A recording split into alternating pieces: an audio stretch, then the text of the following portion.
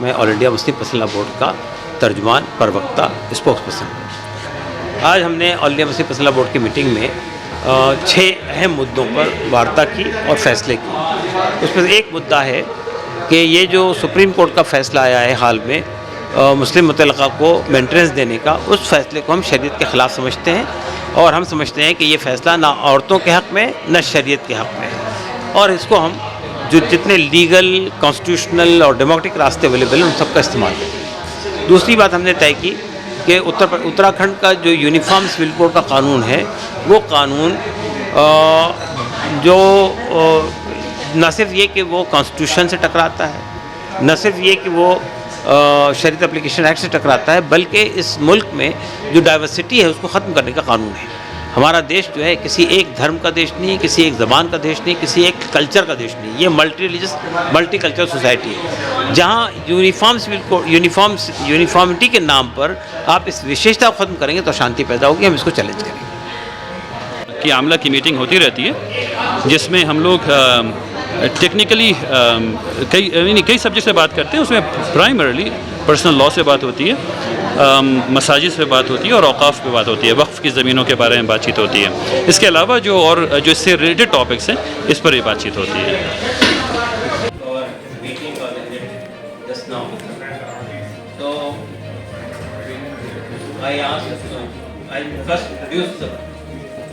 The panelists, those who are going to address this press conference.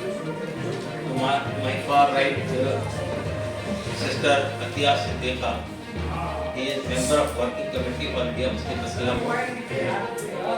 She is from Aurangabad, Maharashtra. To my right is Maulana Fadlur Rahim Mujaddidi. He is respected General Secretary for India Muslim Pursuit Board. He belongs to Jaipur, Rajasthan.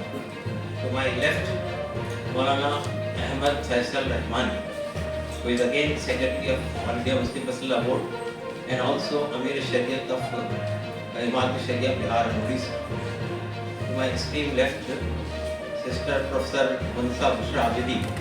She is also member of Working Committee of India Muslim Pursuit Board. Before we start, I ask Maulana Fadlur Rahim Mujaddidi Sahab, he will speak in the beginning.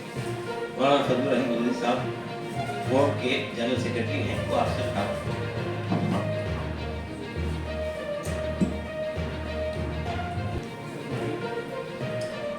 جی جناب، آج آل India Muslim personal لا board کی working committee کی meeting ہوئی اور بہت سارے issues پر، personal لا کے issues پر اور دیگر ہمارے ملکی ایشوز پر بھی کافی تفصیل سے اور ڈیٹیل میں ڈسکشن ہوا، اور ہمارے اسپوکس پرسن ڈاکٹر قاسم رسول الیاس صاحب جو آل انڈیا مسلم پرسنل لا بورڈ کے اسپوکس پرسن ہیں، وہ آپ کو جو بھی ہمارا ڈسکشن ہوا اس کے بعد میں جو کچھ بھی ہم لوگوں نے سجیشن آئے، اس کے بعد میں جو ریزولوشن پاس ہوئے اس کے بارے میں ڈیٹیل میں آپ کو بتائیں گے ڈاکٹر قاسم رسول الیاس صاحب۔ جیسا کہ ابھی آپ مولانا سے آپ نے سنا، آج آل انڈیا مسلم پرسنل لا بورڈ کی ورکنگ کمیٹی کی میٹنگ ہوئی تھی۔ ورکنگ کمیٹی میں ہمارے 51 ممبران ہیں، جس میں سے 5 لیڈیز ہیں۔ ورکنگ کمیٹی کی میٹنگ یہ روٹین ورکنگ کمیٹی میٹنگ تھی، لیکن اس میں کئی ایسے مدعے جو اس وقت سامنے آئے ہیں وہ اس میں اٹھے ہیں، اور اسی وجہ سے ہم نے آج آپ کو کشف دیا ہے کہ آپ یہاں آئیں اور ہماری بات سنیں۔ آج کی اس میٹنگ میں ہم نے تقریباً 8 ریزولوشن منظور کیے ہیں۔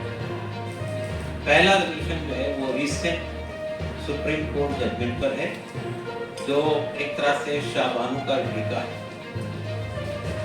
اس کے سلسلے میں بورڈ نے پہلی بات تو یہ کہی کہ یہ فیصلہ جو ہے سپریم کورٹ کا اسلامی قانون یعنی قانون شریعت، جو کہ ہندوستان میں شریعت اپلیکیشن ایکٹ کے نام سے جانا جاتا ہے، جو شریعہ کے قانون پر بیسڈ ہے، یہ اس سے کنفلکٹ کرتا ہے، اس سے مخالف ہے۔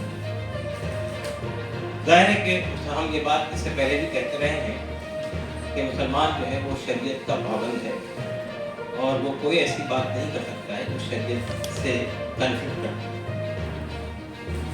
اس ریزولوشن میں یہ بات کہی گئی ہے کہ نکاح جو ہے، جو شادی ہوتی ہے اسلام میں، وہ شادی ایک بہت ہی پوتر بندھن ہوتا ہے، اور ہمارے نبی حضرت محمد مصطفیٰ صلی اللہ علیہ وسلم نے یہ بات کہی ہے کہ حلال چیزوں میں جو پرمیسیبل چیزیں ہیں اس میں سب سے زیادہ ناپسند چیز اللہ تعالیٰ کو وہ طلاق ہے، اور اسلام یہ کوشش کرتا ہے کہ رشتہ باقی رہے۔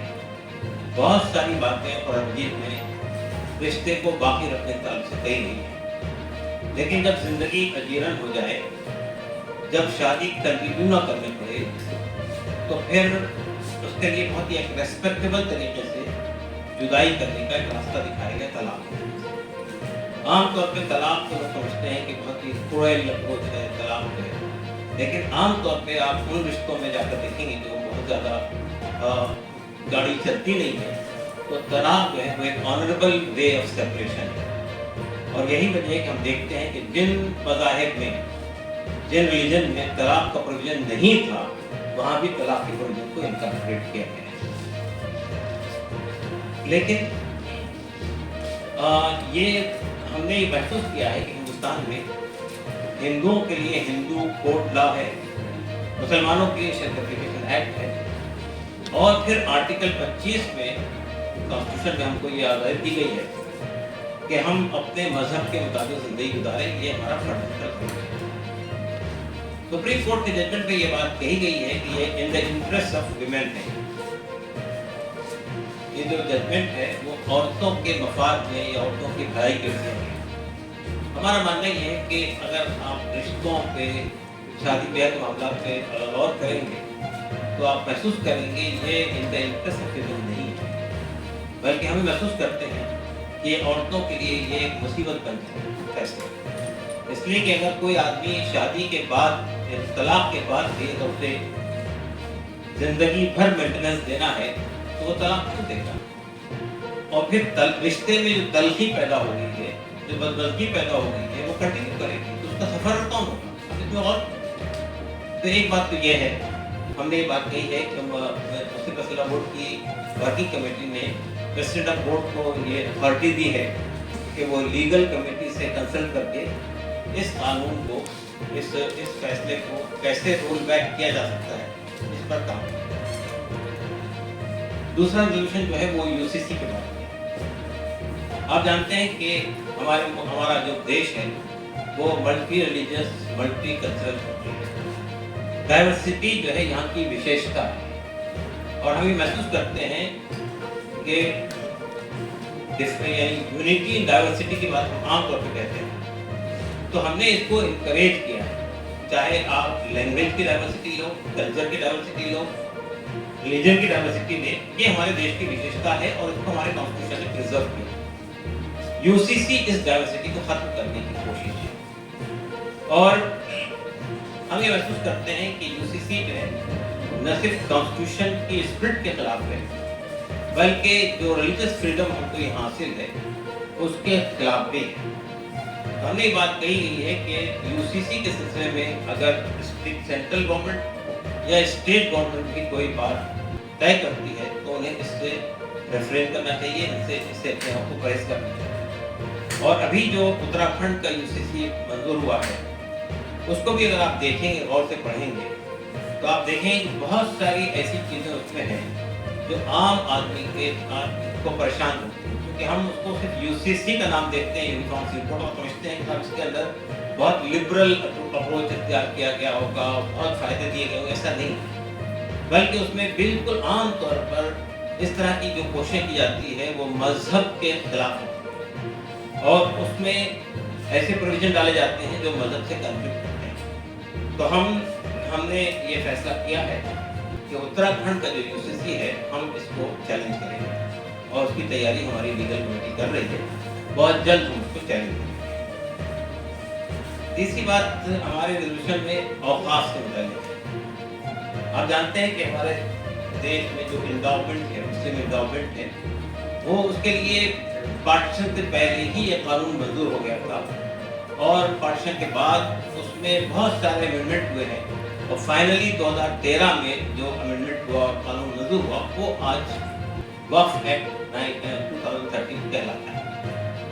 وقف ایکٹ جو ہے وہ جتنے ایسے انڈاؤمنٹ ہیں جو بہت سارے بزرگوں نے ہمارے ایسی لینڈ یا کوئی بھی چیز، چاہے وہ مسجد ہو، قبرستان ہو، گریو یارڈ ہو یا اور کوئی چیریٹی کے لیے کیے گئے جو کام ہے، اسپیشلی اسپیسیفک طور پر خاص چیریٹی کے لیے لوگوں نے ایسے انڈاؤمنٹ بنائے ہیں، ایسے انڈاؤمنٹ کو پروٹیکشن حاصل ہے وقف ایکٹس۔ تو ہم یہ محسوس کرتے ہیں کہ لیکن اس کے باوجود بھی کہ وقف ایکٹ نے بہت کلیئرلی کہہ دیا ہے کہ ونس اے وقف آلویز اے وقف کی کا جو نیچر ہے اس کو آپ تبدیل نہیں کر سکتے، جس پرپس کے لیے بنایا گیا اسی پرپس سے اس کی آمدنی کو خرچ ہونا چاہیے۔ لیکن ہم نے محسوس کیا کہ ہمارے دیش میں بہت ساری وقف پراپرٹیز پہ انکروچمنٹ ہوا ہے، بہت ساری جگہ پہ گورنمنٹ نے انکروچ کیا اور بہت ساری جگہ پہ پرائیویٹلی انکروچ کیا۔ تو ہمارا کہنا یہ کہ کیا جہاں پر گورنمنٹ کے بڑے بڑے آفیسز موجود ہیں، ایسی جگہوں پر جو اس وقت میں جو ریٹ چل رہا ہے مارکیٹ میں، اس کے حساب سے اس کا کرایہ یا اس کی پیمنٹ ہونا چاہیے، تاکہ جس پرپس کے لیے وہ وقف بنایا گیا تھا اس کا بینیفٹ ان لوگوں کو ملے جن کے لیے وہ بنایا گیا۔ اسی طرح ہم یہ کہتے ہیں کہ وقف ایکٹ میں اگر کوئی ترمیم لانے کی یا ختم کرنے کی کوئی امینڈمنٹ لانے کی کوشش کی جائے گی وقف کی اسپرٹ کو ختم کرنے کے لیے، ول ناٹ بی پراپر، اور یہ جو ہے کہ ہم ایکسیپٹ نہیں کرتے ہیں۔ اور اسی طرح سے اس میں وقف بورڈ ہے، وقف سروے ہے، وقف ٹریبونل ہے، ان کے جو فنکشنز ہیں اس کو ہم چاہتے ہیں کہ اس کو ریسٹور کیا جائے اور اس میں کوئی تبدیلی کرنے کی کوشش کی جائے۔ کوئی بھی وقف ایکٹ کو ختم کرنے کی کوئی کوشش ہوگی تو it will be highly debatable. اس کے ساتھ ساتھ ہم نے جو وقف کے متولی حضرات ہیں، جو وقف کے کسٹوڈین ہیں یا جو لوگ وقف کے مینجمنٹ دیکھتے ہیں، ان سے بھی یہ بات کہی ہے کہ وہ وقف کی جائیدادوں پہ ناجائز طریقے سے بینیفٹ حاصل نہ کریں۔ جس کام کے لیے وقف بنایا گیا اس کا بینیفٹ انہیں لوگوں کو ملنا چاہیے۔ آپ جانتے ہیں کہ ہمارے دیش میں بابری مسجد سے پہلے 1991 میں، بابری مسجد کے ریولیوشن سے پہلے ایک قانون بنا تھا، ورشپ پلیسز ایکٹ 1991، اور لوگوں نے یہ کہا تھا کہ بابری مسجد will be the last dispute in India on religious place۔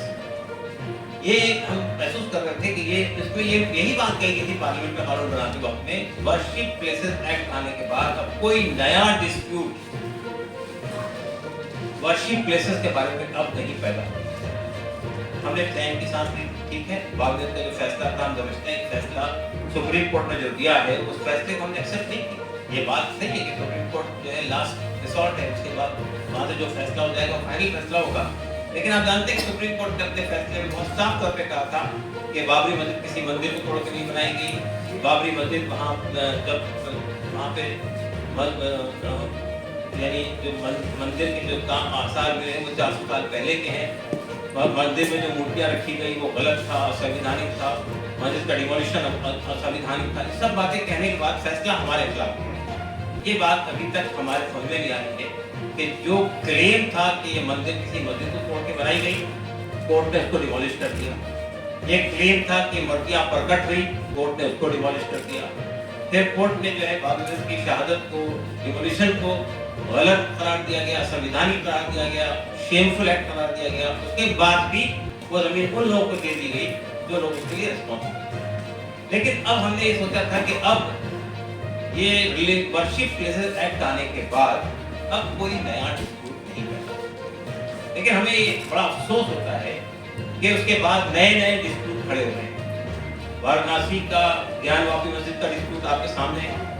ہم بار بار دہائی دے رہے ہیں سپریم کورٹ میں کہ ورشپ پلیسز ایکٹ کے بنیاد پر اسے انٹرٹین نہیں کیا جانا چاہیے۔ لوور کورٹ کے اندر متھرا کی شاہی عیدگاہ کا ایشو آ رہا ہے، گوشت کا ایشو آ رہا ہے، اور بھی کئی مسجدوں کے ایشو کھڑے کیے گئے ہیں۔ تو ہم سپریم کورٹ سے اپیل کر رہے ہیں بار بار کہ ورشپ، اور آپ کو یہ بات بھی ہم بتا دینا چاہتے ہیں کہ بابری مسجد کا جو فیصلہ دیا تھا سپریم کورٹ میں، اس میں بھی ورشپ پلیسز ایکٹ کا تذکرہ کیا تھا اور یہ کہا تھا کہ ورشپ پلیسز ایکٹ کی موجودگی کے بعد میں اب ہم سمجھتے ہیں کہ کوئی نیا ڈسپیوٹ اس ملک میں پیدا نہیں ہوگا۔ لیکن وہی سپریم کورٹ ہماری اپیلوں کو درکنار کر رہا ہے۔ ہم سپریم کورٹ سے گزارش کرتے ہیں आपके माध्यम से अपील करते हैं कि supreme court worship places act को लेटर स्पीड में नाफिज करे। यही काम सुप्रीम कोर्ट की जिम्मेदारी बनती है कि अगर कोई डिस्प्यूट पैदा हो रहा है तो उसको रिजॉल्व करें। इसी तरह हम ये देखते हैं कि यहाँ दिल्ली के अंदर जो न्यूट्रल जोन है उसमें पहले सुनहरी मस्जिद को ट्रैफिक का बहाना बनाकर तोड़ने की कोशिश की गई, कोर्ट ने इंटरवीन किया, वो उस पर स्टे आ गया। इसी तरह 6 और मस्जिदें हैं। तो ये चीज़ें लगातार होती जा रही है। हालांकि वो हेरिटेज बिल्डिंग्स में आती है वो जगह, तो हेरिटेज बिल्डिंग को भी डिस्टर्ब करना जो है वो हमारी जो तारीखी विरासत है उसको तोड़ने की कोशिश। एक और बात हम ये कहना चाहते हैं, ये आज हमारे रेजोल्यूशन में बात कही गई है कि ये जो नया हमारा पार्लियामेंट का इलेक्शन हुआ 2024 का, उससे ये मैसेज तो बहुत क्लियर है कि हमारे मतदाताओं ने ये जो नफरत और घृणा की फिजा पैदा की जा रही थी मुल्क में, उसके खिलाफ वोट दिया, उसको पसंद नहीं किया। और यही वजह है कि आज बीजेपी जो है वो माइनॉरिटी में आकर उसको फिर एनडीए के साथ में हुकूमत बनानी पड़ी। लेकिन हम ये महसूस कर रहे हैं कि इसके बावजूद भी जो मॉब लिंचिंग के वाक़यात थे वो कम नहीं हुए, खत्म नहीं हुए।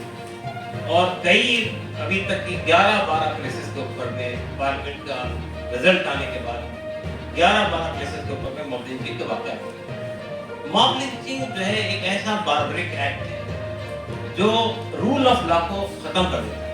हमारे देश में कानून है, अगर किसी ने कोई गुनाह किया है, मान लीजिए किसी ने कोई गुनाह किया, तो उसकी सजा देने का अख्तियार आदमी को नहीं है, तो उसकी सजा देने का अख्तियार कोर्ट को है, उसकी सजा देने उसको उस पर कार्रवाई करने का अख्तियार पुलिस को है।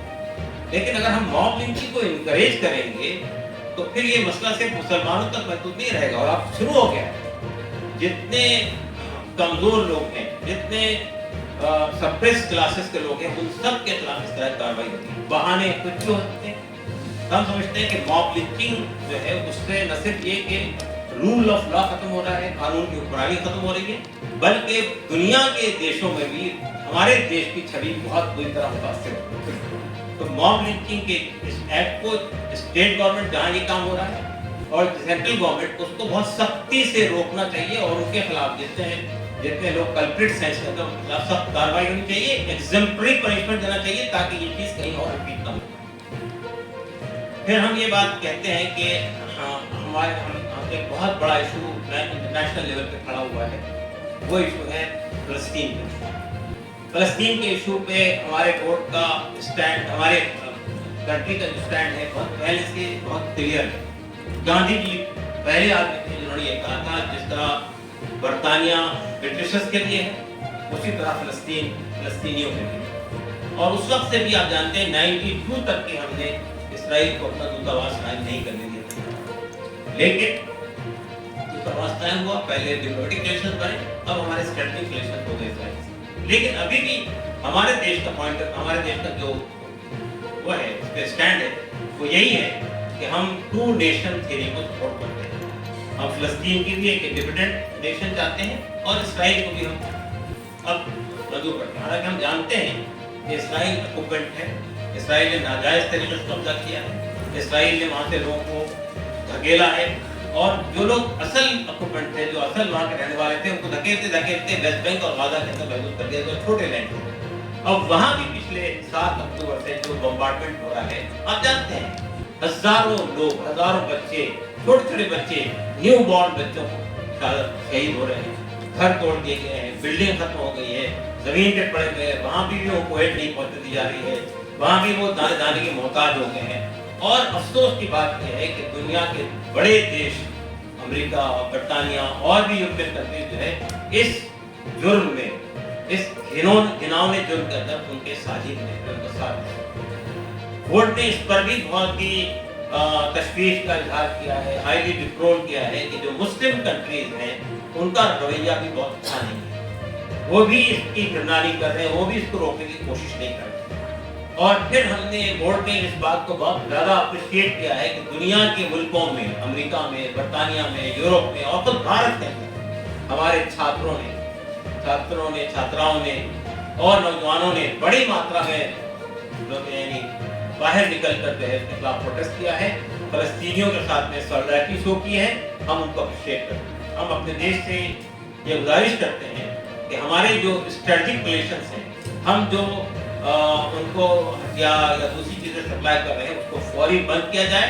اسرائیل سے کہا جائے کہ وہ سیز فائر کرے فوری طور پر، غزہ سے ویکیٹ کرے، ویسٹ بینک میں جو ناجائز قبضے کیے اس سے ویکیٹ کرے، اور یونائٹڈ نیشن کے جتنے ریزولوشنز ہیں اس کو لیٹر اسپیڈ پہ مانے اور فوری طور پہ سیز فائر کرے. اور ہمارے دیش کو اس میں پیش رفت کرنی چاہیے، جیسا کہ ہم نے یوکرین اور رشیا کی جنگ میں انٹروین کر کے روکنے کی کوشش کی تھی، اسی طرح ہم کو آگے بڑھ کر اسرائیل کو روکنے کی کوشش کرنی چاہیے. اور اگر اسرائیل نہیں بات مانتا ہے تو اپنے ڈپلومیٹک ریلیشنز کے سلسلے میں ہم کو غور کرنا چاہیے. یہی آج کے ریزولوشنز تھے، ہمارے 6 بڑے ریزولوشن تھے جو ہم نے منظور کیے. اگر آپ کو اس پر کوئی سوال کرنا ہو تو ہمارے ہماری پہلے کمیٹی بھی ہے، آپ کے سوال. تو آپ نے قاسم صاحب آپ نے کہا کہ جو بھی مہیلائیں ہوتی ہیں ان کا وواد ہو جاتا ہے، طلاق ہو جاتی ہے، تو ان کی کم سے کم گزارے کے لیے جو کماتی نہیں ہے، ہاؤس وائف ہوتی ہیں، تو اس سے ان کو فائدہ ہوگا. تو اس کو آپ کیسے کہہ سکتے ہیں کہ یہ مہیلا ورودھی ہے سپریم کورٹ کا فیصلہ جس کو آپ لوگ ریورٹ کرانے کی کوشش کریں گے؟ میں چاہتا ہوں کہ ہماری مہیلا ہی بہن ہی جواب دے اس کا. میں پروفیسر شاہ جی سے گزارش کرتا ہوں.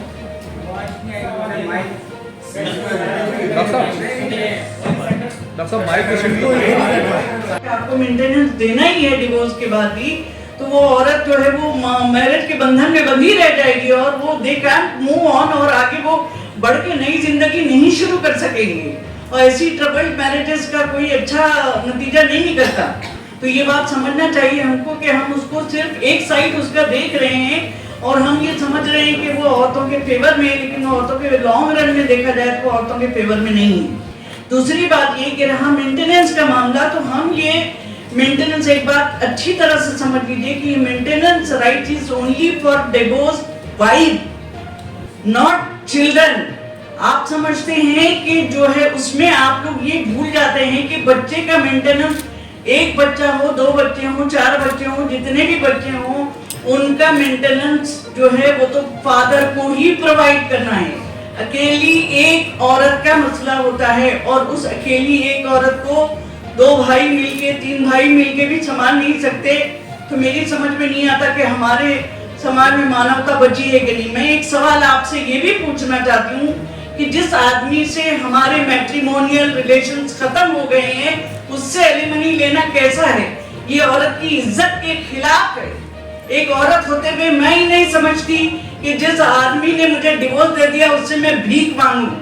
اس سے اچھا ہے کہ میں خود کوئی محنت کر کے کماؤں یا کچھ کروں. لیکن یہ کہ وہ ڈیورس دینے والے آدمی سے کوئی ایلیمنی لینا کوئی عزت کی بات نہیں ہوتی ہے. عورت کی عزت بھی نہیں ہے اس میں، کوئی سیکیورٹی بھی نہیں ہے اس میں، اور یہ جسٹس بھی نہیں. اس میں عورت کے انٹرسٹ میں تو نہیں ہے یہ چیز، اور یہ تو عزت ہی نہیں ہے عورت کی کہ وہ ڈیورس دیے ہوئے ہسبینڈ سے جو ہے وہ مانگے، ایلیمنی مانگے. وہ تو غلط ہی ہے. اس سے تو بھیک مانگنا بھی اچھا لگتا ہے مجھے. آپ کیا سمجھتے ہیں کہ ایک آدمی آپ کو لائف سے نکال چکا ہے، پھینک چکا ہے، آپ کی زندگی خراب کر چکا ہے، آپ اس سے پیسے لے رہے ہو؟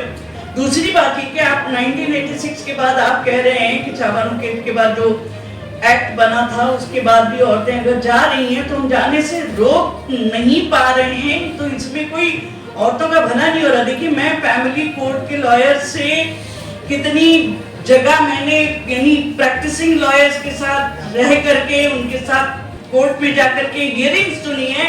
آپ کو حیرت ہوگی، آپ کو یہ جان کے آشچریہ ہوگا، سرپرائز ہوگا کہ عورت شادی بھی کر لیتی ہے پھر بھی پچھلے ہسبینڈ سے وہ مینٹیننس لیتی رہتی ہے اور دوسرے آدمی سے بھی وہ مینٹیننس لیتی رہتی ہے جس کے ساتھ وہ زندگی گزاری ہے. ہم سمجھتے ہیں کہ عورت بیچاری مجبور ہے، مظلوم ہے، لیکن ایسا نہیں ہے. That is only one side of the story. Family court میں جا کر کے آپ ایکچوئل پوزیشن دیکھیے تو کہیں پر عورتیں بھی غلط ہوتی ہیں. ہمیشہ یہ نہیں سمجھنا چاہیے کہ غلطی صرف مرد کی ہوتی ہے اور ڈیورس دے کر کے اس نے بہت بڑا ظلم کیا ہے. ہو سکتا ہے کہ اس میں غلطی 90% عورت کی بھی رہی ہو. میں یہ نہیں کہتی کہ عورت کی ہوتی ہے. آپ ایٹ لیسٹ اتنا تو ایکسپٹ کر لیجیے کہ 50-50% دونوں ریسپانسبل ہو. کیا لگتا ہے اس میں بھارت کا سنویدھان ریسپانسبل ہے؟ کیونکہ طلاق بھارت میں بڑھتے جا رہے ہیں اور ہر کمیونٹی میں موسٹلی ہم دیکھ رہے ہیں. تو اس میں کیا لگتا ہے کورٹ کا جو رویہ ہے، کیونکہ کورٹ کافی ڈیلے کر دیتا ہے، پروسیڈنگ 10 سال 20 سال چل جاتی ہے اور اینڈ آف دا ڈے میں وہ دونوں پتی پتنی الگ رہتے ہیں. तो उसमें आप लोग क्या आपका सवाल सुन लिया मैंने। देखिए असल में ये जो बात आप कहते हैं ये बात डाटा से भी सपोर्ट होनी चाहिए। ये जो बात आम तौर पे समाज में फैली हुई है कि मुसलमानों में डाइवर्स बहुत होता है, नहीं एक मिनट, और मुसलमानों के यहाँ 3 तलाक हो जाती है। आप डाटा दें के अंदर वो एक रीजन है इसका कि भाई लोग समझते हैं कि नहीं हो रहा है। लेकिन देखिए असल में हमारे पास एक प्रोविजन और भी है जो मुस्लिम मसला बोर्ड ने भी कर रखा है और इमारत शरिया ने भी कर रखा है, वो है दारुल क़ज़ा का निज़ाम। आप जानते हैं कि हमारे देश में ADR का कंसेप्ट पाया जाता है कि भाई आप एडजस्टेंट तरीके से और कहीं अपना करवा लीजिए मसला। तो दारुल क़ज़ा जो है वो बहुत ही कम वक्त में शरीयत के मुताबिक फैसला देने की एक बॉडी है और हमारे यहाँ से अभी तक हजारों फैसले हुए हैं जिसमें दोनों फरीक, ऐसा नहीं हुआ कि एक ने इसको माना और एक ने नहीं माना, दोनों फरीक, दोनों लोगों ने उस फैसलों को मान लिया, तस्लीम कर लिया और जिंदगी गुजार। तो हम समझते हैं कि हमारे यहाँ जो बर्डन है कोर्ट के ऊपर में उसको भी अगर हमको कम करना है तो उन्हें दारुल क़ज़ा तरफ आना चाहिए। कमेटी पुल बनी हुई है सोसाइटी के रिफॉर्म के लिए जिसका नाम इस्लाह माशरा कमेटी है। उसके लिए हम लोग अभी से काम नहीं कर रहे बल्कि शाहबानो केस से भी बहुत पहले से 1972 में जब बोर्ड बना था तब से लेकर अब तक हम कंटिन्यूअस काम कर रहे हैं।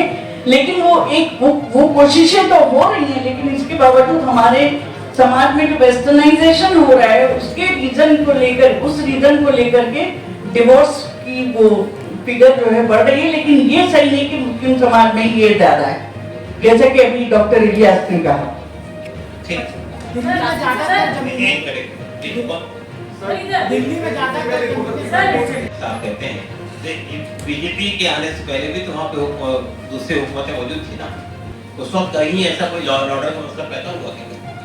कभी कांवड़ियाँ की यात्राएं निकलती हैं, मुहर्रम पे जुलूस निकलते हैं, नमाजें पढ़ी जाती हैं, कभी कोई कंट्रोवर्सी नहीं पैदा हुई हमारे देश के अंदर। और आज की बात नहीं कर रहा हूँ, सदियों से हिंदू मुसलमान साथ रहते हैं, सब एक दूसरे का आदर और सम्मान करते हैं। ये जो सिचुएशन आज पैदा हुई है किसने पैदा किया? आप सब जानते हैं, बोलने की जरूरत नहीं है। जो एक समझते हैं कि समाज को तोड़कर फाड़ कर ही हम इलेक्शन जीत सकते हैं वो यही करेंगे, लेकिन जो समझते हैं कि इस देश को आगे चलना है भाईचारे के साथ में, मोहब्बत के साथ में, शांति के साथ में, तो वो इस बात को तस्लीम नहीं करेंगे। देखिए हमारे देश में धर्म जो है कभी भी डिस्प्यूट का वजह नहीं बनी, सदियों से हम लोग साथ में रहे हैं। लेकिन अब एक धर्म को बुनियाद बनाकर एक खास समुदाय को टारगेट करके समाज में एक अशांति फैलाने की जो कोशिश की जा रही है, ये हम समझते हैं इसका तो अवाम ने वर्डिक्ट दे दिया ना, मैंडेट आ गया उसके खिलाफ, इसलिए अब उनको तो समझ लेना चाहिए कि मैंडेट उनके खिलाफ है। सबसे ज्यादा नुकसान तो वही हुआ है ना उनको, उत्तर प्रदेश में। डॉक्टर साहब यूसीसी की भी आपने मुखालफत की है। फैसल रहमानी साहब से कहता हूँ कि वो इस पर आपको ब्रीफ करें।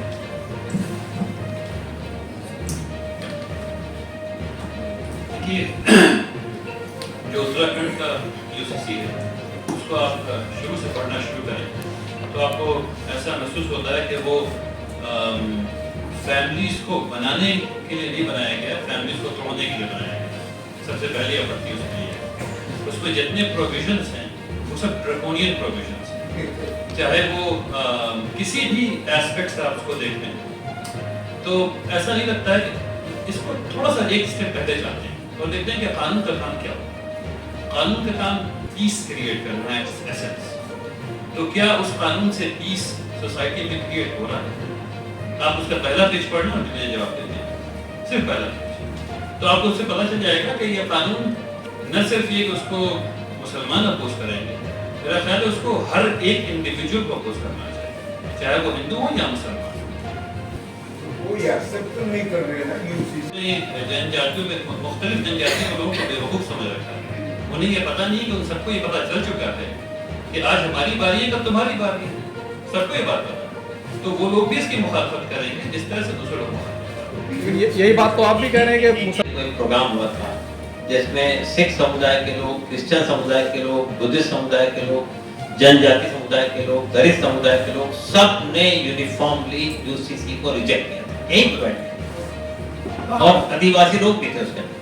दूसरी बात मैं कहना चाहता हूँ आपसे कि ये बात जो हमारे फैसल साहब ने कही है कि यूनिफॉर्मिटी नहीं है, मैं ये कहना चाहता हूँ लॉ के अंदर भी यूनिफॉर्मिटी नहीं है। ये जो बात हमारे प्रधानमंत्री ने बहुत जोर शोर से कही थी, एक देश के लिए एक कानून होना चाहिए, ये कानून कहाँ है? आप CRPC को देख लीजिए, IPC को देख लीजिए, उस पर कितने एग्जम्पशंस दिए गए हैं।